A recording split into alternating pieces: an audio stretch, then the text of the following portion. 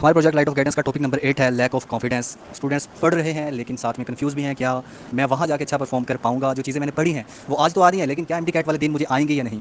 तो सिंपल सा मैं आपको इसका आंसर करता हूँ। बिल्कुल, अगर आपने कोई चीज़ पढ़ी है तो वो आपको याद आ जाएगी, लेकिन इसमें जो चीज़ मैटर करेगी वो होगा आपका अपने ऊपर एतमाद, कि आप खुद को किस हद तक स्ट्रॉन्ग बना के रखते हैं। अब इसकी मैंने कई एग्जांपल्स देखी हैं, इवन मेरे फेवरेट स्टूडेंट्स हैं कि जिनसे क्या मिस्टेक हुई, उन्होंने बहुत कुछ पढ़ा, बहुत अच्छा पढ़ा, इवन कि उनके टेस्ट में इतने अच्छे मार्क्स आते थे कि वो टॉपर्स थे, लेकिन एमडी कैट का जब टेस्ट आया तो वहाँ पे जाके वो खुद को लूज़ कर गए। यानी कि जो वहाँ पे उन्होंने मार्क्स लेने थे 190, वो 190 से आगे 170 तक। अब इसकी रीज़न क्या होती है?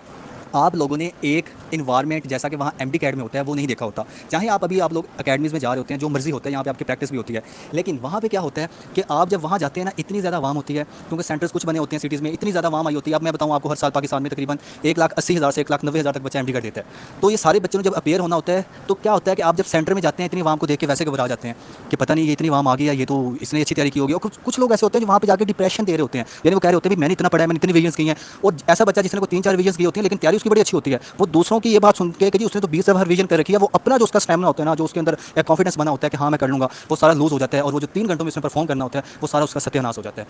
देखें, आप यहाँ पे जितने मर्जी मार्क्स ले रहे हैं, 200 में से आप 200 नंबर भी ले रहे हैं, लेकिन वहाँ पे जाके अगर आपने अच्छा परफॉर्म ना किया ना, तो किसी ने आपके आज वाले मार्क्स को नहीं देखना कि भाई तुम अकेडमी में कैसा परफॉर्म करते रहे हो या क्या था।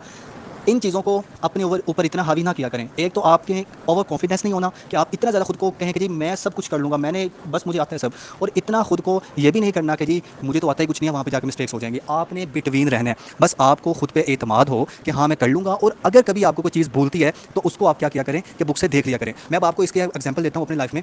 देखें, मेरी ये रूटीन थी एमडी कैट के डेज़ में, मैंने अपना छोटा सा एक रजिस्टर बना के रखा हुआ था जिसके ऊपर मेरी ऐसी चीज़ें लिखी होती थी जो मैंने एमडी कैट से पहले देखनी है, या जो मुझे कभी भूल सकती हैं तो मैंने फ़ौरन उसी वक्त उठ के देखना है। मुझे अभी भी याद है कि कभी कभी ऐसा होता था कि मैं सारा दिन पढ़ा है, मैंने पढ़ने के बाद मैं सोया हूँ, जैसे हमारे माइंड में कुछ क्वेश्चन रहे होते हैं, कोई केमिस्ट्री का या फिजिक्स का, कोई इस तरह का कोई कंसेप्ट आ गया माइंड में कि हाँ इसका आंसर क्या था, मुझे तो भूल गया। मैं उसी वक्त उठा करता था, चाहे वो रात के 2 बजे हैं 3 बजे हैं, जाके अपना रजिस्टर खोलना, वहाँ से चीज़ क्लियर करनी और उसके बाद आके सो जाना। इस तरह क्या होता है कि हमें जो इनर सेटिस्फैक्शन होती है वो मिल जाती है। तो आप लोग भी इन चीज़ों को फॉलो कीजिएगा, अपने ऊपर एतमाद रखिएगा, अभी से प्रैक्टिस करें। जैसे वहाँ पे माहौल होना है उस चीज़ को अभी अपने माइंड में बिठाएं कि वहाँ पे आपको सुपरवाइज करने वाले लोग भी होंगे, वहाँ पे इतनी आवाम भी होगी, वहाँ पे आपके पास एक फिक्स टाइम भी होगा, आपने वहाँ पे बबल शीट भी फिल करनी होगी, वहाँ पे आपको प्यास भी लगेगी। तो इन तमाम चीज़ों को माइंड में रखते हुए अभी से अपने माइंड को समझाना शुरू करें कि भाई तुमने वहाँ जाकर भी अच्छा परफॉर्म करना है।